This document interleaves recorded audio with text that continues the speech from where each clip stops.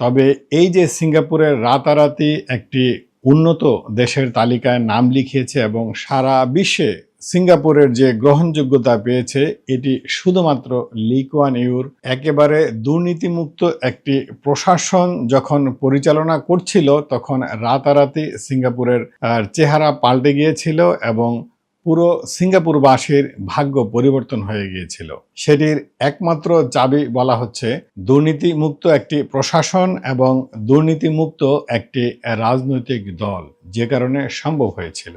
গত 53 বছরে দেশের সাধারণ নাগরিক হিসেবে আমরা যেটা দেখে আসছি, বাংলাদেশে রাজনীতিবিদ, প্রশাসন এবং আমলা এই তিনে মিলে একেবারে দুর্নীতির মাত্রা এমন পর্যায়ে নিয়ে গেছে যে গত 53 বছরে দেশ যতটা এগিয়েছে তার চেয়ে অনেকটা পিছিয়েছে।